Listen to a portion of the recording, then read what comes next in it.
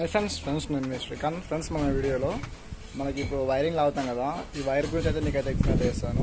అదే మనకి ఫేస్కి న్యూట్రల్కి అనేది ఏ వైర్ వాడతాము, మనం ఏ కలర్ అని వాడతాం అనేది దీంట్లో మీకైతే ఎక్స్ప్లెయిన్ చేస్తాను.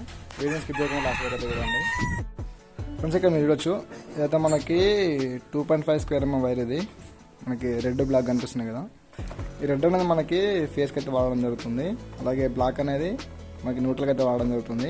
ఇదైతే మనకి 2.5. ఇది ఈ 2.5 ఎందుకంటే మనకి అక్కడ మెయిన్ బోర్డు ఉంది కదా, మెయిన్ బోర్డు నుండి మనకి ఇక్కడ స్విచ్ బోర్డుకి అయితే ఒక సర్క్యూట్ లాడడం కోసం అనేది మనకి 2.5 అయితే రావడం అయితే జరుగుతుంది.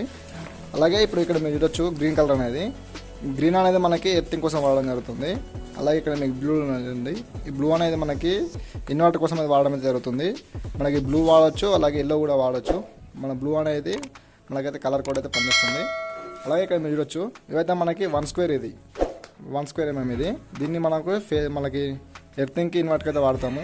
మీరు ఇన్వర్టర్కి 1.5 కూడా వాడచ్చు, దాన్ని మీ బడ్జెట్ని బట్టి అయితే మనకైతే ఉంటుంది వైర్ అనేది.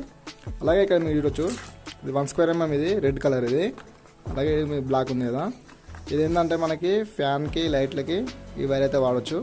1 స్క్వేర్ mm అనేది ఇదైతే మనకి మెయిన్గా అయితే కలర్ కోడ్, ఇది ఈ కలర్ కోడ్ అయితే ఉంటుంది. ఇప్పుడు మీరు చూసారు కదా, మెయిన్గా మనకి 4 కలర్లు అయితే మనకి వైరింగ్లో మనకి కోడింగ్ అయితే వాడడం అయితే జరుగుతుంది.